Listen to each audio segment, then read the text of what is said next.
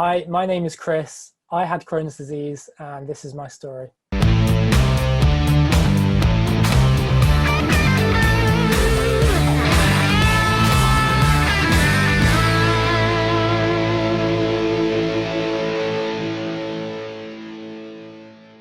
Hey guys, so welcome to tonight's episode. We're going to be talking with Chris, aka Get Gut Healthy, from Instagram. So as you know, if you follow Chris, you'll see he's been on his travels lately and has just returned to the UK. So we've had a little bit of delay getting to this episode. Chris, if you just introduce yourself to the guys that are watching. Okay, yeah, my name's Chris. I'm from England, and I was diagnosed with Crohn's in 2010. And it's been a real roller coaster since then. A lot of different things have happened in my life. And yeah, it's got me to the point where I am today, where I've learned so much about myself in the past 9 years. And I've got to a point now where I'm really happy with my health. And yeah, I'm really happy with where things are at right now in terms of like completely getting rid of symptoms and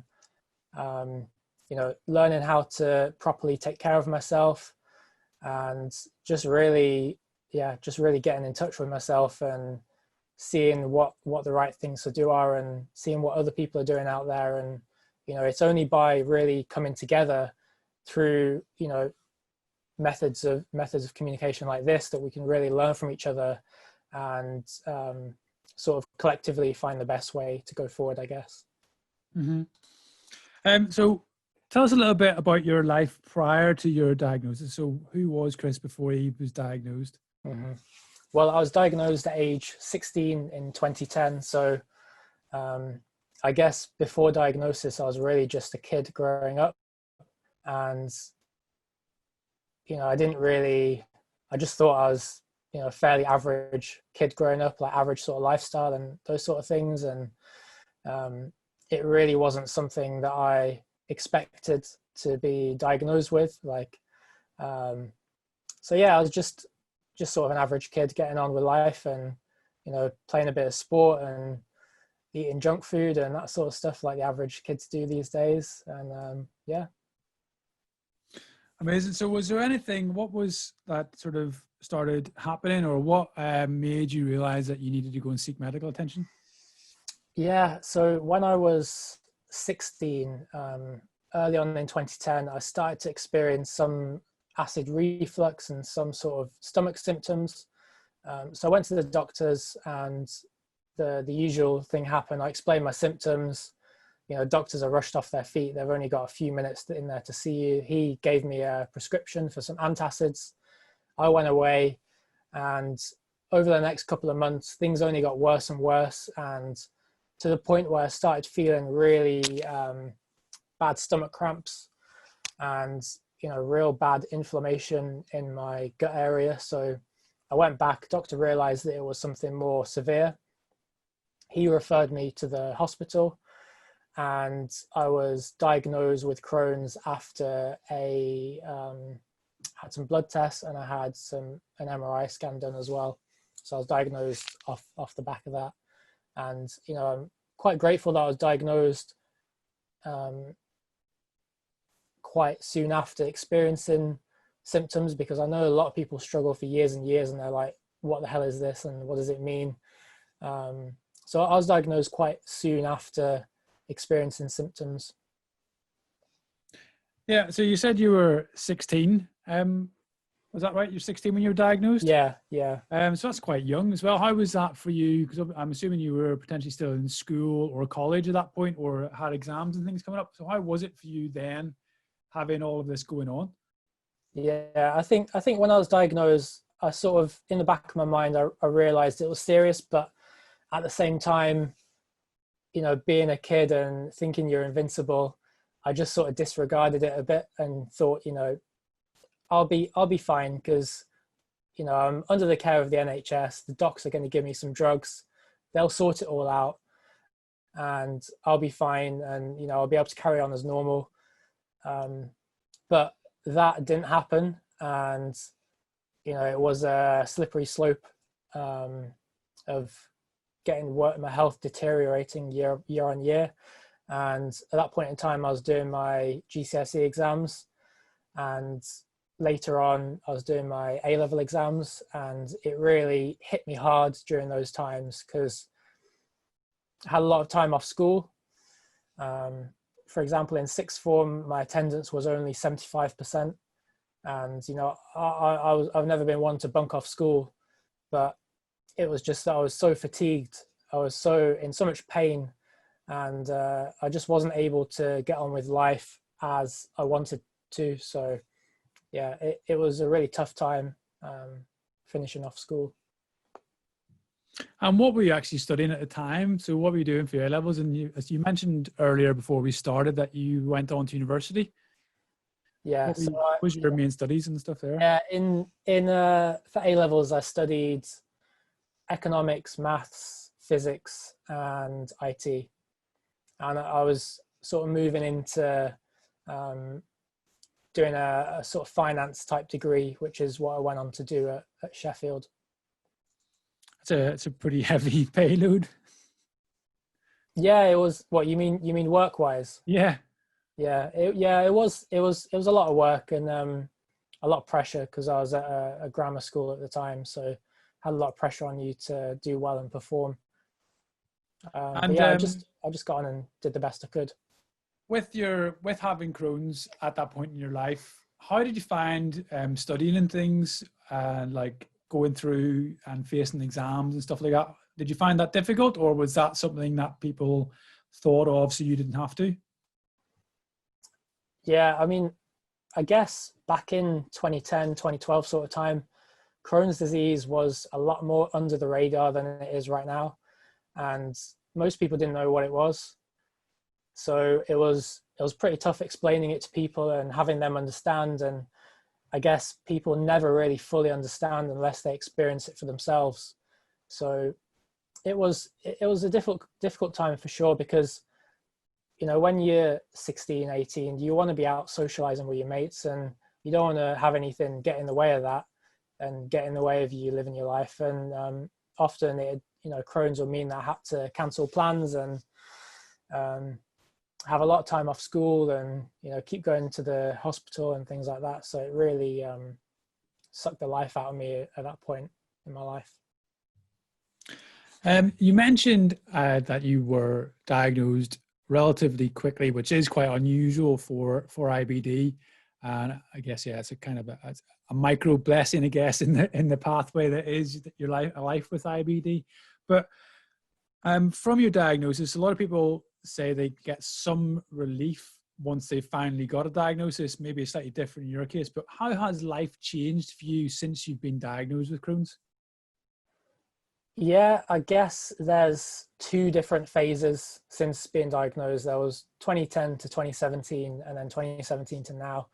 So 2010 to 2017 was after diagnosis. You know, it was 10 years ago, so I don't remember with 100% clarity, but I can remember as best as I can. And I was just sort of a little bit shell-shocked when I was diagnosed. I don't think there was a lot of relief because, unlike a lot of people, I didn't go through a really lengthy process where you feel like you're fighting your GP to try and get referred. I know a lot of people have experienced those kind of things. And so yeah, it wasn't really a huge relief. It was more of like, oh, you know, this is a little bit nerve-wracking. And yeah, I mean, after that, it was just a lot of trips to and from the hospital, a lot of blood tests, MRI scans. I mean, my gastroenterologist who I was under, I count it as a blessing in a way, because he wasn't really that keen on colonoscopies. So I've never had a colonoscopy. All of the disease activity has been monitored through blood tests and MRI scans. But it's been quite eye-opening to see the MRI scans, to see the doctor, you know, go through the pictures with me and see how things have changed over time.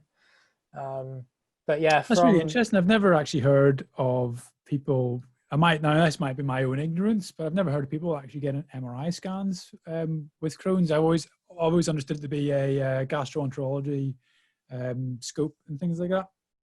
Yeah.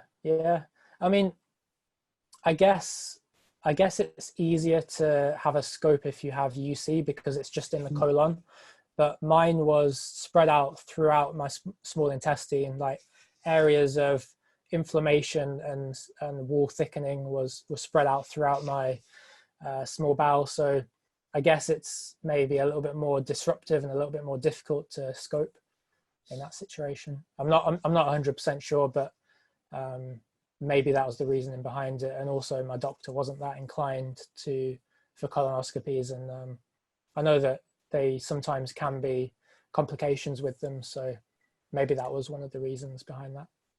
Yeah, it's really interesting. Like, obviously, with Crohn's, for people that don't know, it affects the entire gastrointestinal tract, going from your throat all the way down to the rectum and everything in between. So yeah, it can be quite a difficult disease to cope with, particularly if you suffer quite badly from it in various areas through the body. Yeah, that's news to me. I never realized that that was an option for people to have MRIs. Makes sense in a way. So what changed? So you've mentioned obviously all the way up, you've gone to university. What happened at university, and what started to change your mindset? Because you've established yourself as a sort of self-proclaimed gut health coach. Yeah. I was wondering what took you down this pathway, and what sort of stuff did you find along your journey? Yeah, I mean, it was a real long journey, a big roller coaster, a lot of ups and downs along the way. And when I went to university, that was the time when I was starting azathioprine, I'm sure you're familiar with it, the pill-based immune suppressing medication. Before that, the medications were quite, I'd say, low level, quite, nothing too heavy. I was taking Pentasa and budesonide for the first couple of years. The baby drugs. Yeah. And then azathioprine, and then I was onto the Prednisolone and Humira, started in 2014, 2015, around that time. So basically from 2010 to 2017, the sort of story would be that I'd start a new drug. I'd have what I call a honeymoon period with the drug, where it would suppress whatever symptoms I'd be feeling at the time, and then I would slip back down into Crohn's symptoms and just feeling really shitty and chronic fatigue and all those sort of things that would cause me to basically put my life on hold and be off school and take a break from everything that I'd be doing at the time.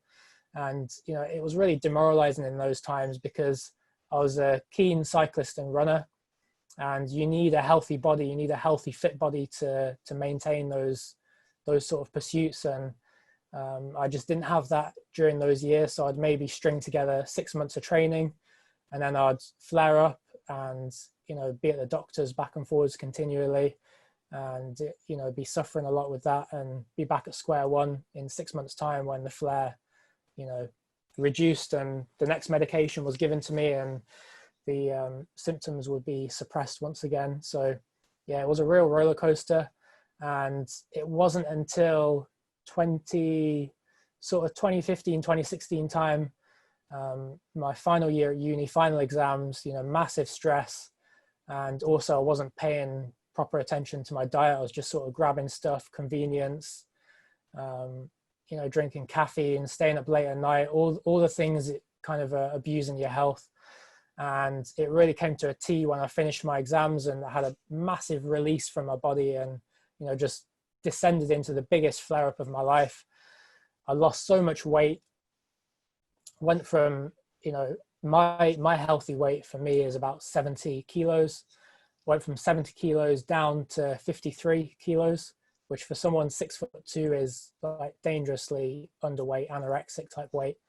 And I was just I remember at one point in time, I was in the corner of my bedroom on the floor, just crying. And I was like, I don't know what to do. Like, is there a way out of this? I don't know. Like, is the rest of my life going to look like this? Because it was just a miserable existence at that point in time. Yeah. And, my mum came in, gave me a hug, and, sort of picked me back up again a little bit. But I was like, I cannot let myself get back to that situation, because it was so damaging to my physical health, to my mental health. I just thought, I was so depressed at that point in time that I just couldn't see a way out. And I was like, I've got to try and find the positives in this and pick myself back up and see what I can do for myself. So that really led me on a journey of self-discovery and research, and finding out a lot of new information that maybe the doctor hadn't told me. And eventually that resulted in coming across a book called Self-Healing Colitis and Crohn's. And that book, when I saw the title, I was like, it's one of these bullshit books that, it's too good to be true. They're promising something that can't be obtained, because the doctors told me for so many years, all of the doctors that I've seen have said, diet doesn't make a difference. Your lifestyle doesn't make a difference. This is a diagnosis and you're with it for life.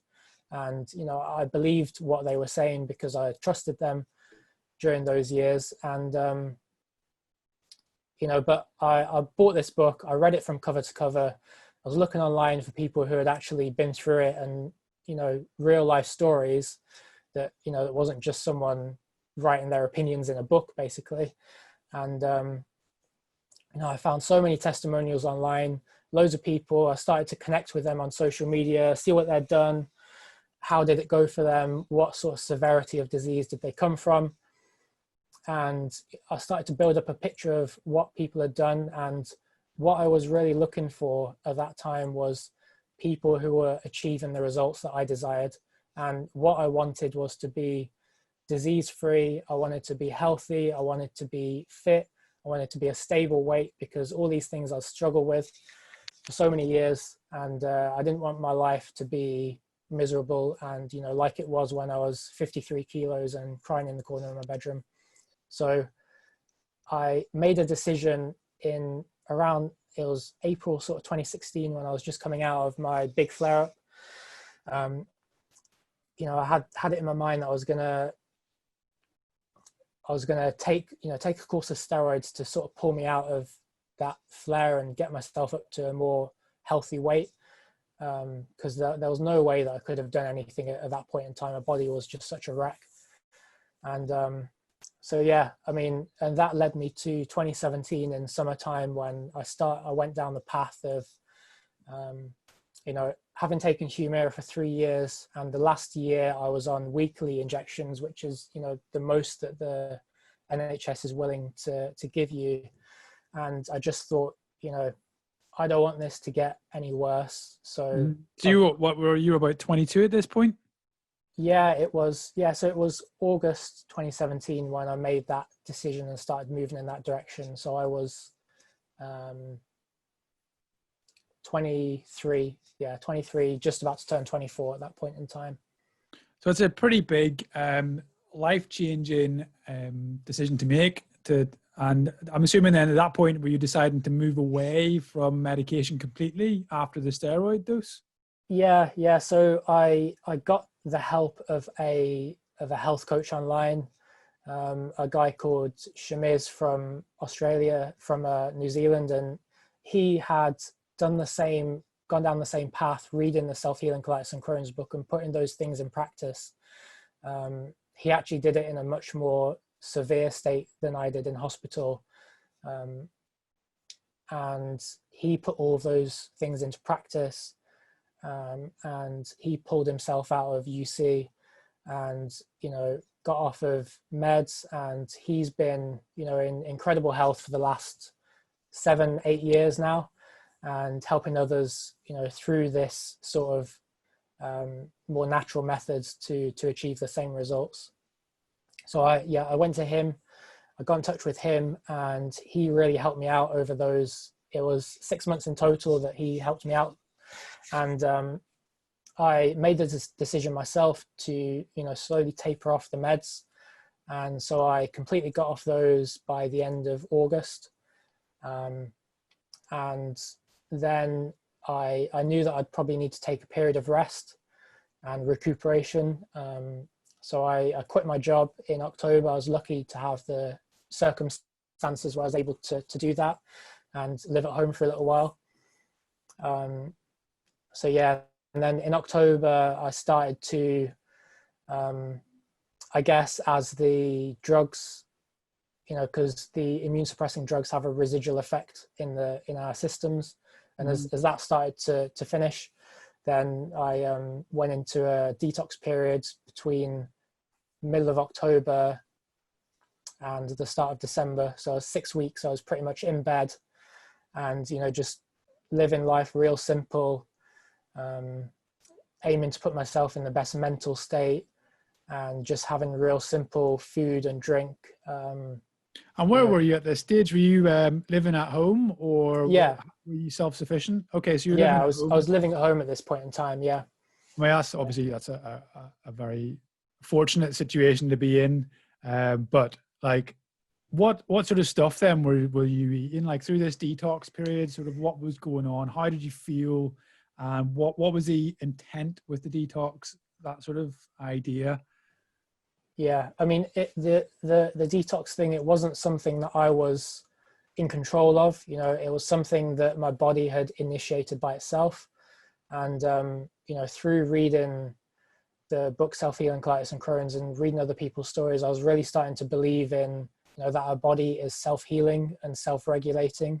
In the same way, we can use the analogy of getting a cut on our hand, and as soon as we cut, there's everything is rushed through our bloodstream to that site, causing inflammation, and to carry all of the materials and resources that we need to that site to enact the repair. And I started to believe that this was happening inside my gut as well, that I damaged my gut over time through inappropriate diet and lifestyle. Yeah, we're on YouTube. We're live on YouTube officially.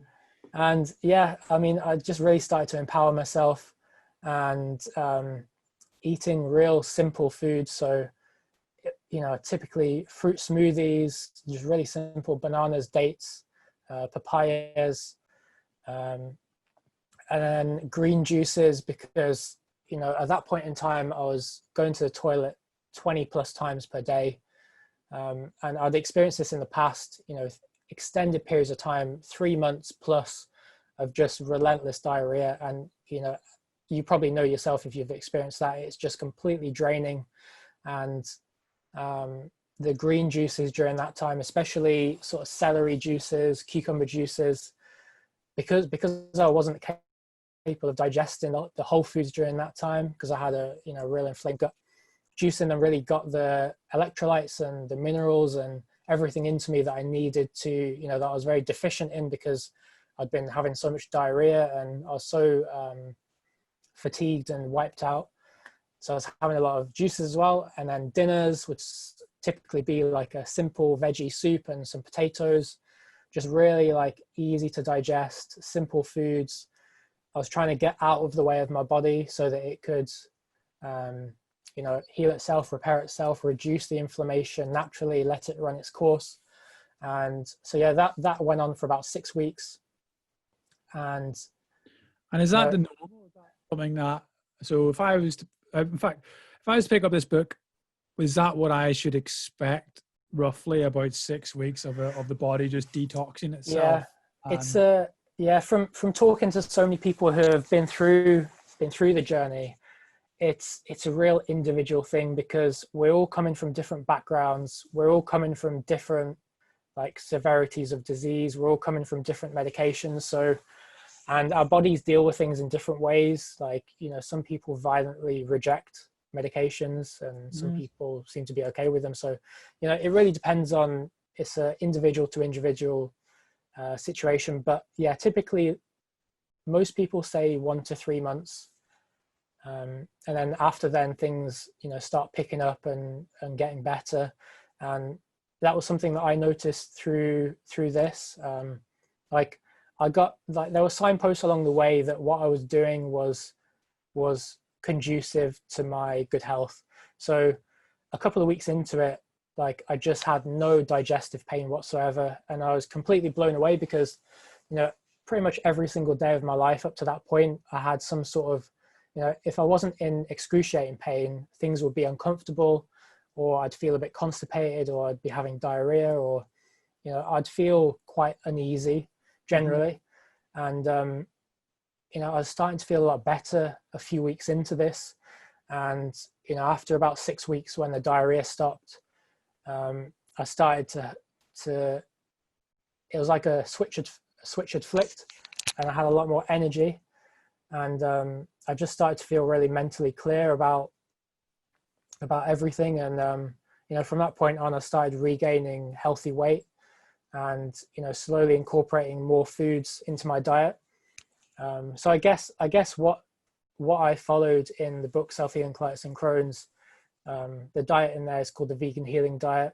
I guess what that could be seen as is a type of elimination diet, in the same vein as, some people say that FODMAP works for them, or SCD diet works for them, or paleo or carnivore, whatever people are trying out works for them. So I guess it could be seen as a sort of elimination diet.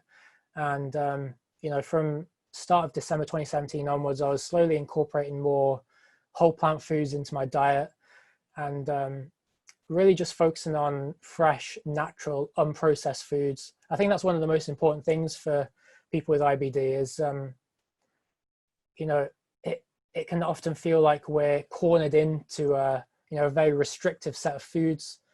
And a lot of those foods may be processed and may not actually be helpful long-term to our gut health. Things like the Ensure and the other sort of meal replacement drinks, I've been doing a lot of research on those lately, and finding out that the main ingredients in those, like maltodextrin, the cow's milk proteins, the oils in them, these are all pro-inflammatory ingredients. And although they may help us in the very short term, which I found that they did, because they eliminate solid food passing through the bowel, often longer term, they cause a lot of issues. And I noticed that when I was on these drinks for extended periods of time, I'd have a lot of inflammation. I'd feel quite uneasy and heavy, and I got extremely constipated having these sort of drinks. So yeah, I think shifting the focus from that sort of approach to having the fresh fruit smoothies, the real easy to digest foods that do contain fiber, but in an easy to digest way. I think that's the key thing, because a lot of people think, when people think of whole plant foods, they think of salads and beans and cruciferous veg, which are often very difficult to digest, especially in an inflamed bowel, that us people with IBD have experienced before. And yeah, I think it's about shifting the focus to easier to digest foods. I mean, certainly that's something I've started to do more and more as my years have progressed, is try to have more sort of blended foods. I can move towards, if I really need to get vegetables in, I'll try and do it in a sort of soup or a juice. I tend to keep the pulp with it as well. So, yeah. Am I right? I don't know whether, so you plant-based, do you eat any animal products at all? No, I haven't eaten any animal products for a few years now, and I feel the best I've ever felt. So yeah, I'm happy to keep going. Totally. I mean, that is amazing. And from when you started in at the age of 23, was that 2016? If just remind me, yeah. I mean, 2017 is when I really got into pour down on it. And you haven't had to take any medication since then, or has there been periods where you've maybe had slight dependency on medication, or have you been able to remain medical or med free? I haven't taken any IBD meds, any pain meds, nothing at all.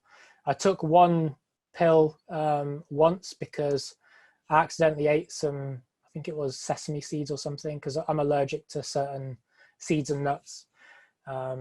So yeah, that's the only thing I've had since then. It was sort of an emergency thing I had to do. But yeah, nothing for IBD, and no sort of digestive discomfort or disease or symptoms at all.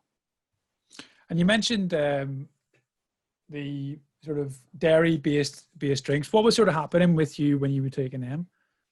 Yeah, so I had Modulin, which is the Nestle, the powdered one. I'm not sure. How many of them have you had yourself? I've only had one, and they were both after that was after surgeries. So it was like a protein based one for helping me to recover. Mm-hmm.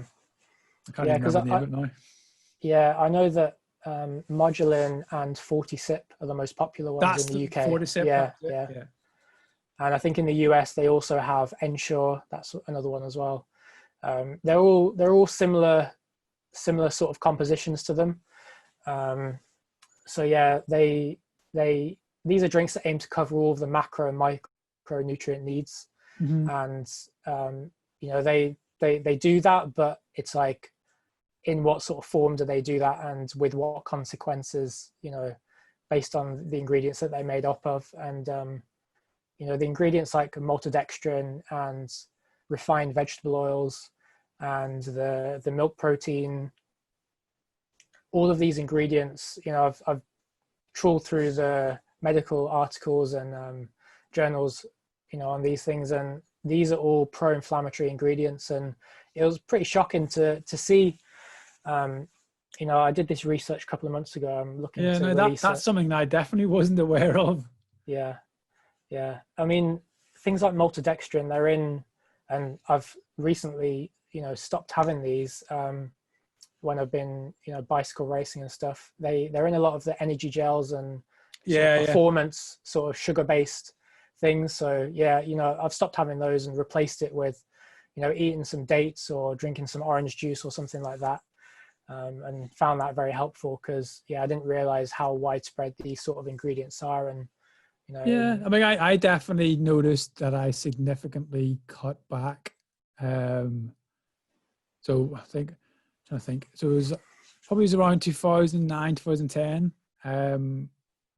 I would have been cycling quite a lot, and I would have taken quite a lot of gels, and it didn't really affect me that much. But then when I turned 30, that's when everything sort of went wrong. I had to get my bowel removed, and I just noticed, like, without having a bowel and being on a J pouch or a stoma at certain points, it was really different, my reaction to certain foods. Mm. And one of those things I did notice, more immediate. Yeah, and I noticed that people talk about getting gastrointestinal distress when they have gels or too many gels and things like that. And I was noticing it, like, if I'd have one gel might be all right, but if I had two, then I'd be like, output would be almost instantaneous. So I started switching to whole foods and just things like bananas or jam sandwiches. And I'm not saying those are the healthiest options or choices, but I just find, like, having a little bit more sort of real food. Probably question the jam being real food, but just moving away from all of that highly processed stuff. And I do agree. Like, there's so much processed foods, and again, it's convenient, but there's so much just junk in our diets now that's so easy to have. Yeah. The stats are really quite shocking. Read something recently that over 50% of our diets in the UK are from ultra processed foods. Like, these are foods that have been so damaged and removed from their original form that, we can barely recognize them. And of course, we're going to have inflammation as a result of taking these kinds of foods that we're not designed to. So yeah, I think really the whole processed foods thing is a big deal in IBD especially. I mean, I don't think I've gone anywhere near to the extremes as what you've gone, but I do try my best now to eat pretty much as close to source as I can get it. So, like, things like, I haven't cut out dairy or meats, but basically I'll have butter instead of margarine and things like that. And it was really interesting when we were doing nutrition elements on my degree, the process of how we cook foods and how different temperatures and different ways in cooking gives, and again, it just affects the bonds within the actual molecular structure of food. So if you look at a fat, if you cook certain fats at a certain, every single fat and every single bond has a different heat point.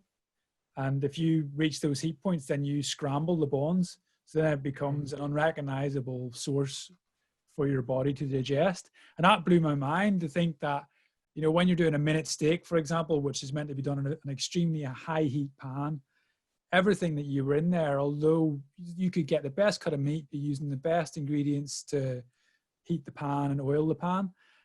And every single thing in that has changed its molecular structure to a composition that your body isn't going to recognize.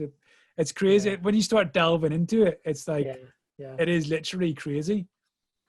Yeah. I mean, like there's like as with anything to do with health, there's always a sliding scale. There's always good, better, best. And, you know, there are the best ways to cook our food. Like, for example, you know, take a potato. The best way to cook it to preserve the nutrition and to cook it in the most gentle way is by steaming, because it exposes it to the least vigorous heat. And then like boiling is the next best way, and then baking, and then, you know, deep frying is the least desirable option for health. And it's, you know, it's all because of the sort of damage that happens along the way. So yeah, I think it's something that isn't really talked about too much. So I'm glad you brought that up. Would you be able to name drop the book that you found that led you just on this journey to start with? Yeah, it's called Self-Healing Colitis and Crohn's, and it's by a guy who now lives in Hawaii called Dr. David Klein. And he had severe, like I'll just tell you a little bit brief about his story. He had severe UC when he was growing up, in his late teens for about 8 years, you know, from 18 to 26. And he got to the point where his docs were like, you know, these, and they, at that point in time, they wanted him to go on to these new experimental immune suppressing medications. They were just sort of being started to be brought out in that time. And he was in such a poor state of health at the time that he was just thinking, you know, I don't want to go further down this path. Mm-hmm. And he came across some more natural health teachers, and they taught him about the sort of basic principles of like recovering health naturally, and, you know, what other people have done and what has been done historically before the modern medical system. And yeah, he just immersed himself in that. There were, you know, through time, there have always been natural health teachers. Some of them teach bullshit and some of them make sense. Like some stuff works and some stuff doesn't. So yeah, he was lucky to come across some good solid information, and he put that into practice and recovered his health 35 years ago. And he's been in incredible health since then. He hasn't had a single, you know, digestive upset or UC flare up. And he's been helping people to recover their health through his book, Self-Healing Colitis and Crohn's, where he's put down everything that he's learned along the way. And yeah, he's been a big inspiration in my healing journey. And what has your sort of journey to date taught you so far, like about yourself, about life in general? Because you're how old are you now? 28, is it? 26. 26. So, you know, you've come a long way, like 10 years of having Crohn's disease, essentially at your way into remission and no longer requiring to date any form of medication. What has this journey taught you about yourself? Yeah, I think it's taught me that I'm a lot stronger than I thought I was. Because I mean, up until age 16, I wasn't really tested in life. I guess we're cocooned by society, our parents, the sort of system that we grow up in, and we don't really face any sort of severe challenges, at least not most of us growing up in the West, where we have all these privileges and, you know, we have a very comfortable life. We're not really presented with a lot of serious challenges. And I think often the first serious challenge that people are presented with is normally a health crisis, a sort of chronic disease diagnosis. And, you know, it's something that really sort of, I guess, makes or breaks people. Like people can choose to take it two ways, can't they? They can choose to have the victim mentality, or they can choose to use it as a catalyst to improve themselves and improve their lives. No, totally. And I think you've hit the nail on the head. I think in our world today, there is not really that many things that actually put us to the test or put you to the sword, for want of a better word. And it's amazing how many people's first hurdle is a significant health issue or a cancer, for want of a better word. And yeah, it's really funny that you should mention that, particularly in today's worldwide pandemic with coronavirus. This is the most that a lot of people have been stressed. And I'm not saying that those people aren't stressed and they don't have a right to be stressed, but it is interesting that despite having running water, a roof, and four walls with which to shelter ourselves from the elements, that we find it so difficult sometimes in comparison when you compare it to, say, for example, somebody in another country that has literally got nothing.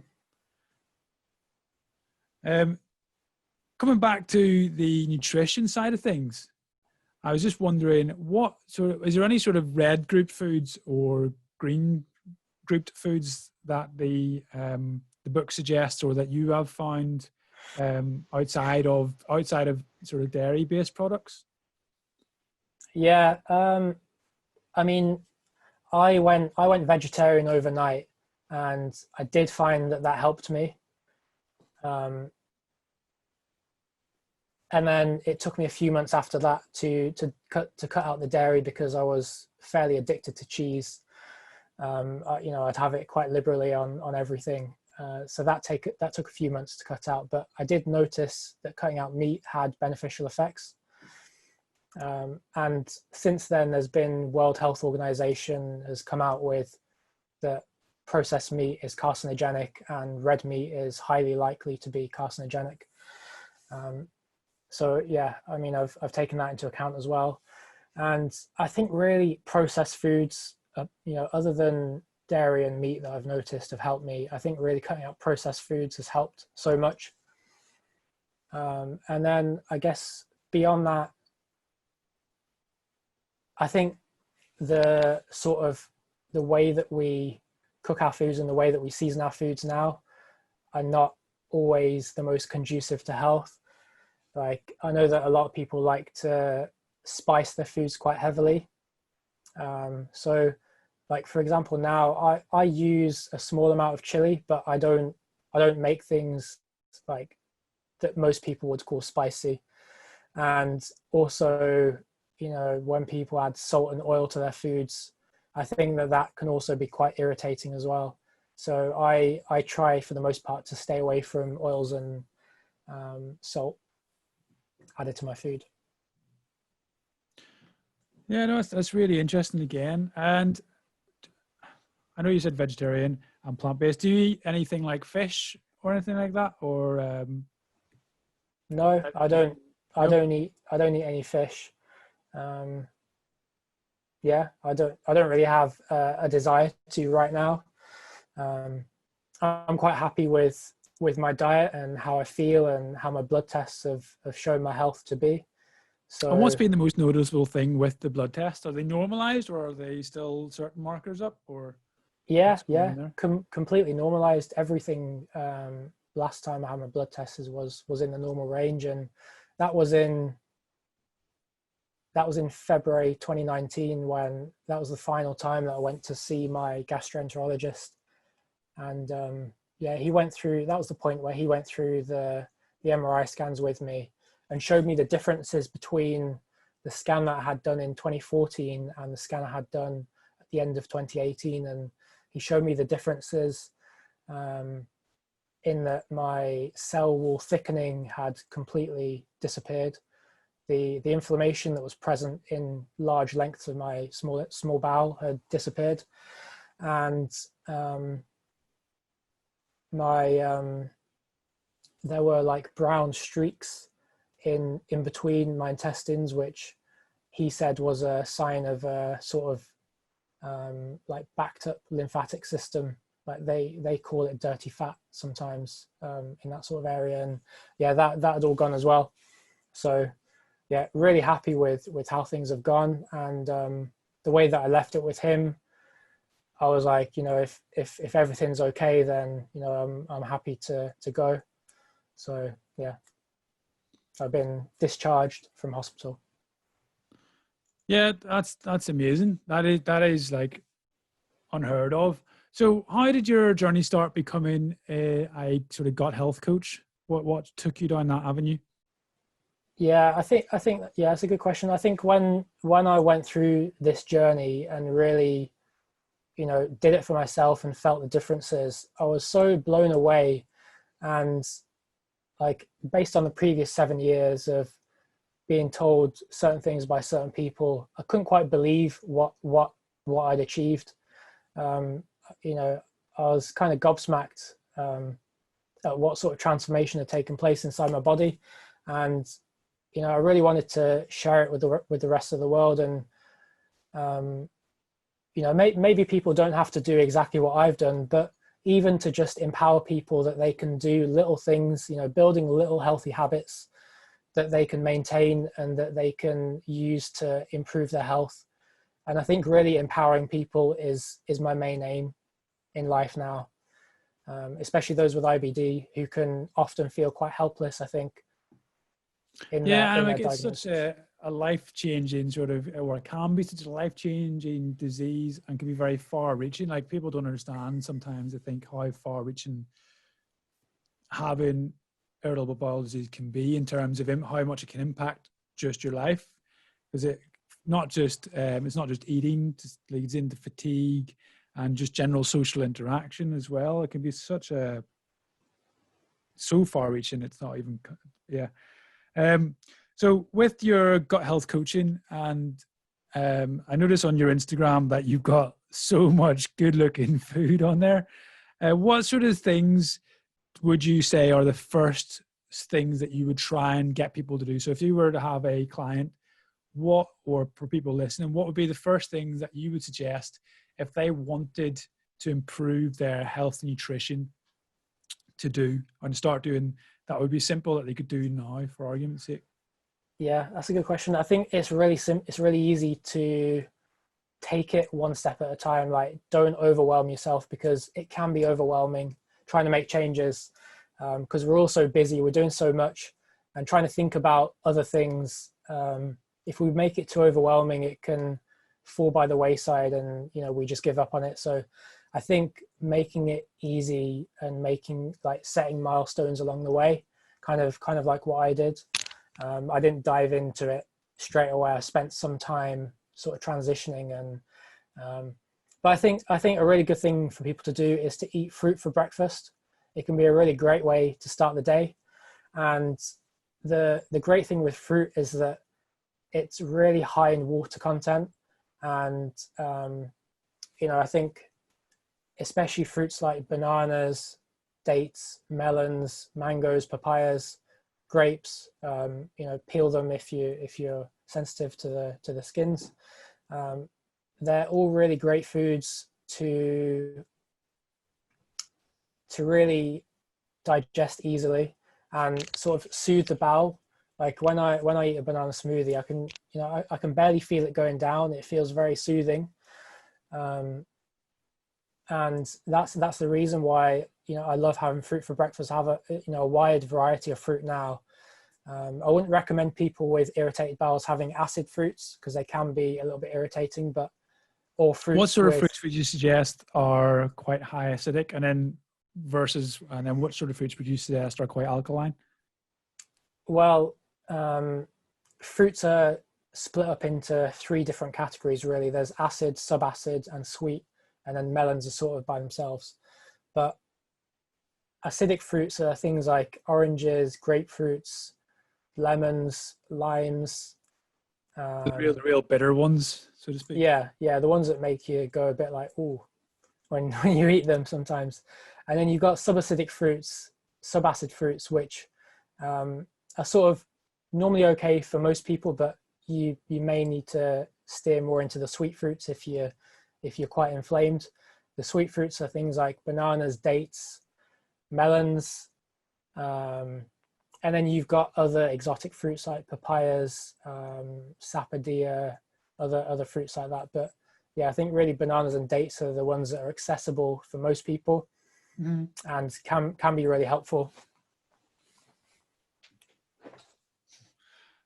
Like one of my favorite recipes is I have dates and frozen berries, and I whiz those up in the blender. I normally let them defrost a little bit first. I whiz those up in the blender. My blender is quite strong, so it obliterates the seeds in the berries. And yes, I have that as sort of date and berry sauce, and then I pour that over chopped bananas, and it's so tasty, really, really satisfying and tasty. That's an impressive blender that manages to chop up the seeds as well. So it's been a popular thing in the press. Like obviously nutrition at the minute can be quite a hot topic, so to speak, with sort of hardline veganism and people that are pro-fat diets, other people that are animal only, sort of caveman style. I wouldn't really call it caveman, but there are such extreme opinions, let's just say, currently within the nutritional world. I dare to say that a lot of the people that have really strong opinions probably don't have the educational background with which to back it up. But currently in the press, there has been a lot of talk about sugars. And obviously fruit is high in fructose, which is a natural sugar, which ordinarily isn't too bad as long as it's a sort of, I would argue, in moderate quantities. But is there any concerns for you within your diet, or how do you feel about the current stance on things like sugar and that targeting of fruit, so to speak, in a way?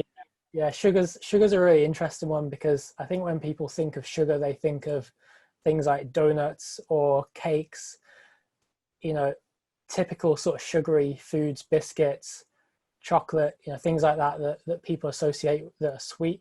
But often these sweet foods, they have a lot of fat in with them as well, and often refined fats, and they can cause problems in and of themselves.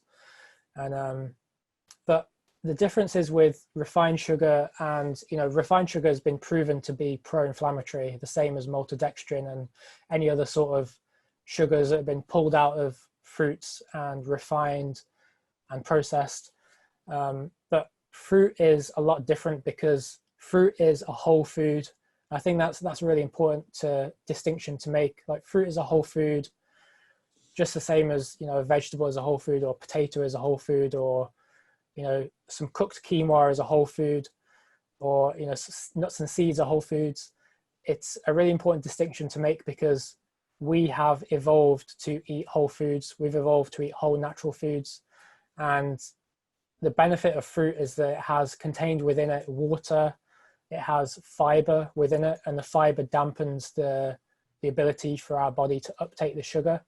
So if we drank like fruit juice, if we drank a big load of fruit juice, our blood sugar would spike, because there's no fiber in there to dampen the uptake of sugar into our bloodstream. But with fiber, with water, with all of the antioxidants, phytonutrients, phytochemicals within that fruit as a whole food, it's extremely healthy. And there are a lot of studies to back that up, that eating fruit, a healthy person eating fruit, it doesn't cause diabetes, it doesn't cause any sort of ill health problems. And I've felt that for myself and seen it in so many other people. What would your take be on something like the juicing diet? So like there's all these fad sort of diets that people tend to do around about January, February time. And one of the most current popular ones is a juicing diet, so to speak. What would be do you have any cautionary words about that? I think juicing can be great as part of your diet, like having a green juice or something like that as a sort of mineral and vitamin booster, because that's how I treated it during healing. Like I juice every now and then. Right now at my current health, I don't feel the need to juice every day like I used to, but I don't think there's a need to take extended weeks and months of only juice or only water or only eating one food that I know some people do out there, because I think there can be quite dangerous consequences when we completely shut down our digestive system. I think it's important to maintain like a healthy amount of calories and a healthy amount of food, but I think to just be like the thing that I was doing was just being mindful of what foods I was putting in me while I was healing. Like I wanted it to be real easy digesting foods. Yeah, no, totally, that makes sense. I think one of the things from my perspective with the juicing is that I would urge people to try and retain the pulp.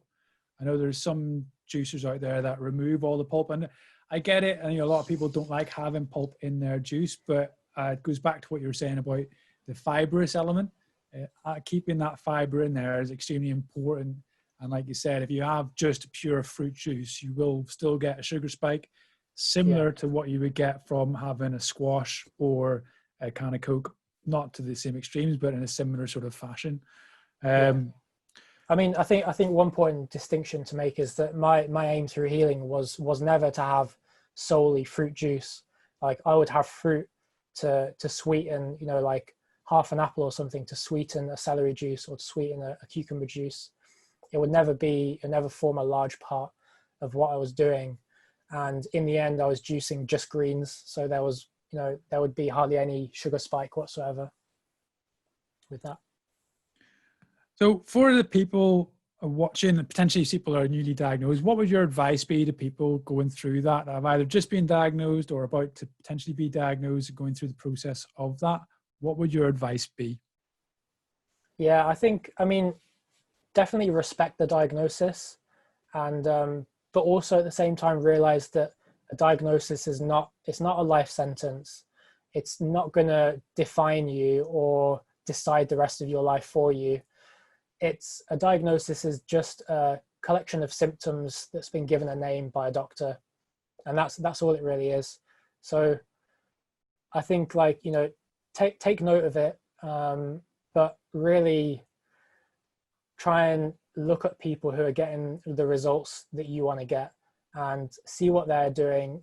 Don't just trust one person.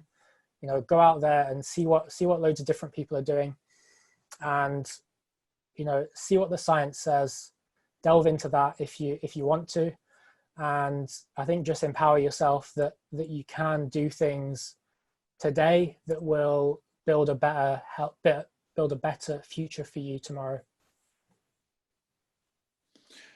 No, totally. I think that's great advice for everyone to follow as well.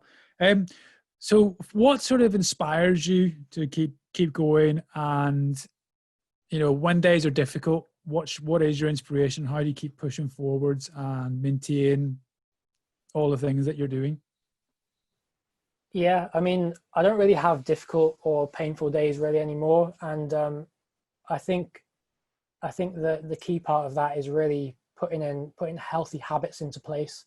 I think a lot of people think that to be healthy, they have to be really motivated and they have to keep up that motivation every single day of their life, where in fact, a lot of behavior change in humans has been shown, and a lot of our behaviors day to day, what we do day to day, is subconscious behavior, and it's built through habits that we formed over time. Often habits that have been formed in our childhood as we've been growing up. And really the key to looking after yourself and not having those difficult days is to start putting things in motion, start building healthy habits, just do them bit by bit. And then over time, they'll start to accumulate and snowball, and you'll be in a much better state of health. But I think really for people who are pushing through flare-ups and things like that, it's really at that point in time, a lot of it is about the mindset. And it's something that's really hard, isn't it? Because when you're in a flare, and we both know this, it's really tough, and it takes a lot out of you, and it takes a lot of mental strength to sort of see the positives in what we're doing and sort of see a way through it. So I think that's a really important thing, and I'd recommend resources like The Power of Now is an amazing book. The Secret is another great book by Rhonda Byrne. Power of Now by Eckhart Tolle. And people can look at videos online by Louise Hay. I think I'm getting her name right. Louise Hay. She's really amazing, and she helped me a lot through my healing. It amazes me that you've just mentioned exactly those three things, because those three things since Christmas are exactly what my wife has just started getting stuck into. Oh, that's great. And I'm really happy to hear that. Yeah, and she's just sort of mentioned Eckhart Tolle to me a few times, and kind of like dropped on. He's got his own podcast and sort of YouTube stuff going on as well. I just find the reading of the book, I find all right, sort of like I can, but whenever I'm listening, he's an acquired taste, I think, trying to listen to, because he's just so calm. I think that's the only thing I can put my finger on to say, is that he's just so calm. It almost, just nothing seems to lift him. And you're kind of going, come on, let's get. But yeah, I think that there are some really amazing books, and one of the things that Louise does is affirmations. Yeah. And I think that can be a very positive cycle. And I've noticed a big difference myself this year in doing them with my wife. And I'm not saying that you blindly throw out everything that's happening in the world and, ignore, like, one of the things that my wife and her sister would say is like health and abundance is coming away, and the world's got this plan, and it talks about money. It's not saying that you can continue to rack up credit card debt and you're going to get a world of wealth. Yeah. It's just telling you to change your mindset as to what you're doing and what's happening in the uncontrollable aspects of the world. But yeah, it's just like, I think, I couldn't believe when you were just rhyming them off. I was like, oh my God, that's literally the last 3 months of my life. So we've talked a lot about how you're managing your chronic disease and how you've changed virtually everything in your life and found a way to manage Crohn's without the need for medication. So what's your thoughts and what's your goals for the future? I think, that's a good question. I think it's really about self-healing empowerment. I think it's about understanding that our bodies can heal themselves by themselves, given half a chance. And that's something that I want to put out there and encourage people to do their own research and see what people are doing out there, and try and empower themselves that they can do something about their health. Like, I spent so many years suffering unnecessarily, and I really wouldn't wish that on anyone else. Like, it's a horrible thing to go through, and I want to try and help people to reduce that as much as possible in their lives. And I think as well, to recognize that society today is not set up for good mental health. I think it's something that not a lot of people talk about, but society as it's run today is not set up to really so we can be our best selves mentally, because we're constantly being bombarded with adverts. And I think it affects boys just as much as it affects girls. We're bombarded with adverts to say that we're not good enough and we need this or that. We're always told that we're in a state of lack and that we need more material possessions, we need a bigger house, we need a sexier wife, or whatever. We're always told that we're not enough. And I want to let people know that you are enough just as you are right now, and you don't need anything else. And when you're tuning into a certain source of information, whether that be the TV, the radio, the internet, the newspaper, a friend, a family member, like, think about, how is that making me feel? Do I feel better or worse as a result of this interaction? And be discerning about what you surround yourself with, because there are a lot of people out there, there are a lot of streams of information out there that put us in a fear state, and we don't want to be in a fear state because that negatively impacts our health. we want to be focusing on the positives. We want to be focusing on health, and we want to create the best lives for ourselves, and that's going to mean being healthy and happy and surrounding ourselves with resources, with people, with information that's conducive to that state of being, because I'm sure that that's all the reality that we want to create for ourselves. But we just have to be discerning about, we're blessed with the modern world. We can surround ourselves with whatever we want, but we have to be mindful of that some streams of information are not conducive to good mental health, and we have to try and shut those out as much as possible and bring in the ones that are. So that's where the helpful books, the helpful videos, the helpful resources online and in books and the TV and wherever you get them from is going to be helpful for us.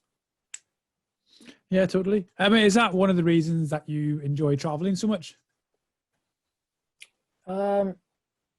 Yeah, I guess so. Yeah, I've never really thought about it. It's just sort of a curiosity that I had and a desire that I had. So I had to make it happen.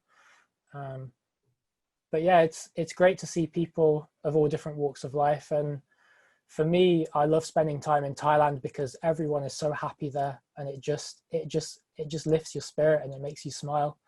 And all of the people there who have not a lot of money, but yet they're so happy with the basic necessities of life. They have each other, they have their families, and they know what's important to them, and they're really happy with their lives. And it makes me happy by being surrounded by people like that.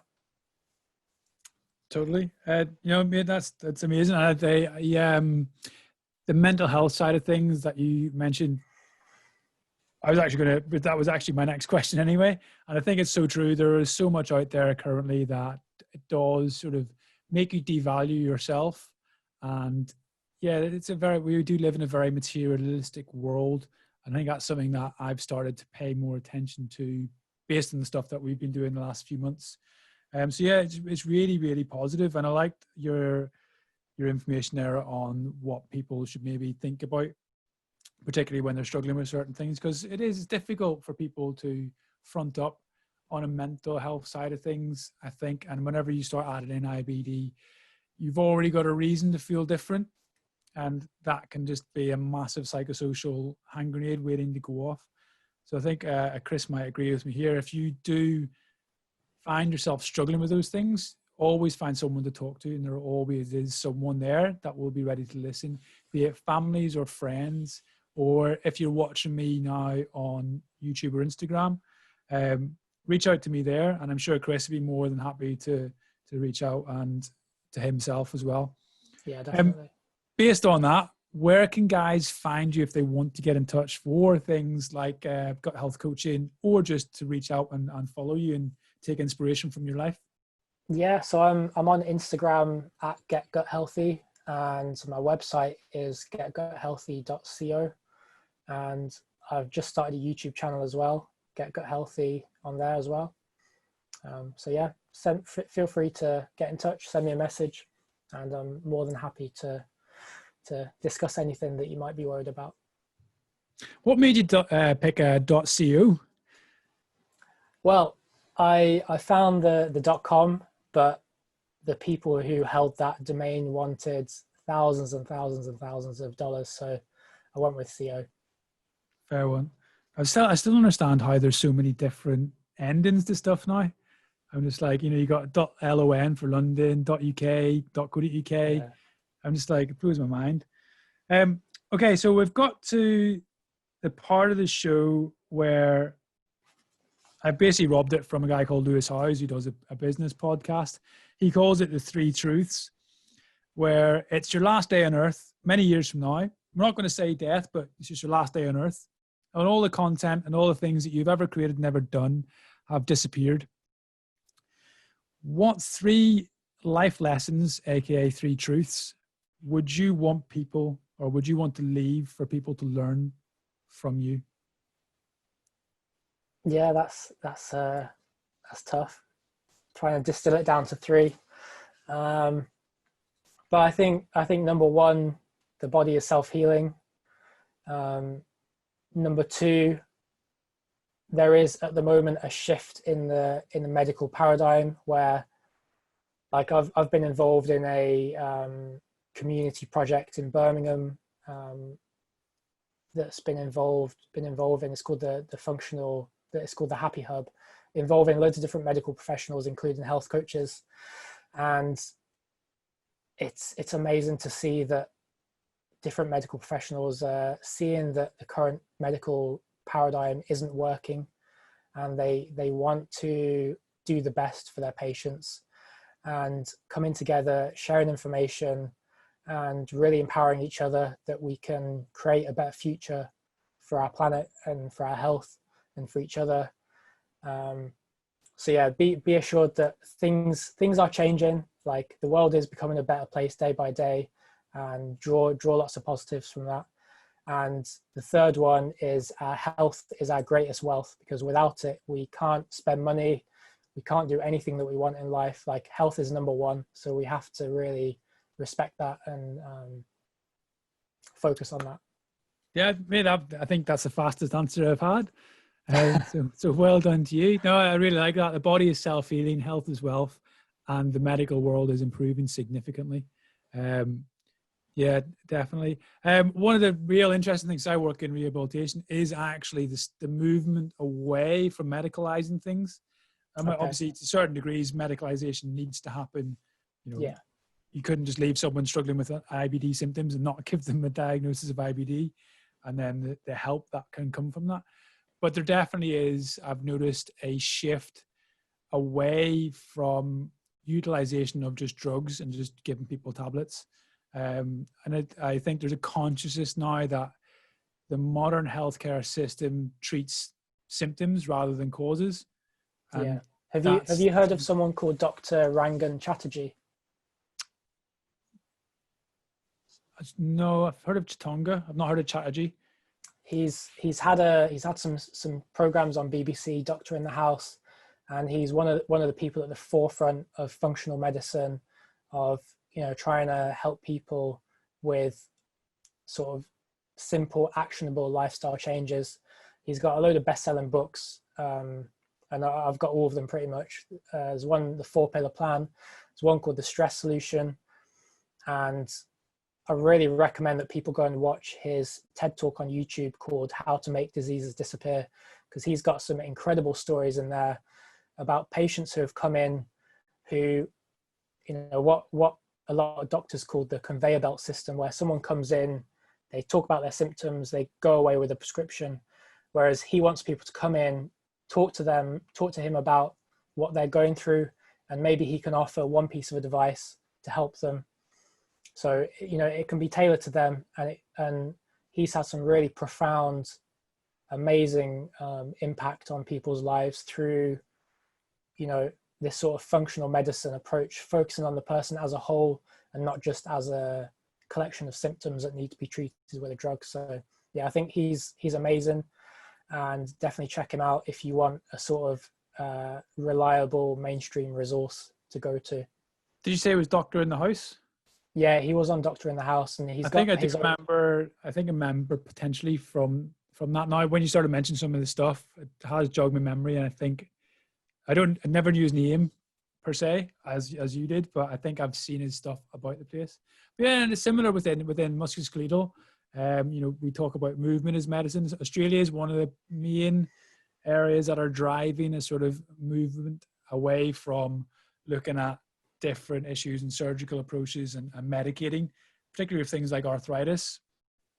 Looking at more management through movement and exercise, and obviously the adaptation of a healthier lifestyle and an attitude towards being active is going to reduce current symptoms and alleviate future symptoms. And it's the same with across the board. I think that's one of the things he talks about is introduction of activity and reduction of processed foods. Yeah, for sure. And it is amazing how small the changes need to be. From watching his show and from my own interaction with patients, it's just very, very simple, small actions can have such a huge effect, particularly as you transcend through life. I think one of the best tips I ever heard when it came to nutrition was, when you're eating your food, name the ingredients. Yeah. And one of my mates, he was like, because we do this thing in the military now called Do Fit, which is it's like it's a nutrition and wellness based course that looks at both physical activity and nutrition together as a complete package, and then wraps in a bit of sort of mental health and coaching into it as well, which is, it's a really good approach, and it's unique because the military is not very good at thinking about things like that. So it's quite a uniqueism within the military that we've gone that far. But essentially he talks about naming the ingredients, and the example he goes like, how many ingredients are in a carrot? Yeah. I was like, definitely. well, it's a carrot. How many ingredients are in a packet of crisps? And 10,000 probably these days. Yeah. So it's just such a simple thing to do. And then, you know, once you start thinking about those little things, then you start thinking, well, do I want to eat that? And whenever you actually look at that packet to see how many ingredients are in it, and you can't pronounce some of the words, you then start going, should if I can't pronounce the word, should I really be eating it? I was like, that's really simple and really actually quite effective. If someone is willing to sort of take it up and take on that challenge, it can be a really quick way to start just making healthier choices. I mean, what's your number one sort of quick fix for somebody? Well, I think what it's based on what you said just then about lifestyle. It's that there is no one magic bullet. There's no quick fix. It's about everything coming together. Like, health is holistic in nature. It's about what we eat. It's about how we sleep. It's about how much stress we're under. It's about how hydrated we are. It's about how our relationships are, physical activity, you know, our purpose in life, even the joy that we experience every day. It's really everything coming together. And, you know, that's something that I want to make people aware of, is that there are no quick fixes. It's health is the result of everything coming together and adding up. Yeah, I think I might be wrong, but I think it's an Eckhart Tolleism where he's talking about servitude. What up? My wife just walked in. Are you going to give me a nod if that's right? Servitude, Eckhart Tolle. To be of service, to be part of something that is bigger than yourself, which brings us back to that sort of the modern day materialistic sort of avenue that thrusts you down that you're not enough. And I think we kind of end up in that cycle of selfishness and trying to serve yourself, and forget that actually we're a social being and we're part of a bigger society. And to contribute to that can sometimes be of massive help to your mental health and your mental wealth. Yeah. In my opinion. I 100% agree. Yeah, it's massive. But I'm just going to bring the live stream to an end. So anybody who's watching on Facebook and YouTube, we're about to end the show. Thank you so much for joining in. And we'll be publishing this up in a few weeks' time onto the YouTube channel and across all the other sort of mediums in podcast and video form. So we'll catch you on the next one, guys. I need to bring that up.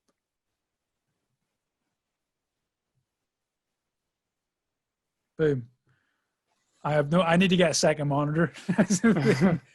Every time I've like popped that up, it's been like, obviously the whole screen across YouTube and Facebook is just gone weird with all of the OBS stuff.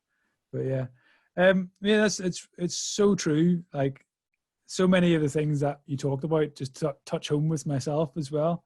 So it's been an absolute pleasure having you come on. I know we've been talking a while about it, but it's been great. And thank you so much as well for going live. I'd just like to take a second just to acknowledge what you're doing and say that I'm really grateful for what you're doing across social media. And just from chatting to yourself, obviously I feel I've got to know you a little bit more. And yeah, it's such a nice time to be around someone so positive, and just putting that positivity out into the universe has, through just even this show, has been great to see and to watch and to be part of. So thank you very much. No, it's been great. Thank you so much for having me on your show. And you know, what you're doing, bringing the community together is amazing. You know, it's sharing experiences and raising awareness. And it's only through mediums like this that we can really share our stories and our information, and hopefully inspire other people to do the same.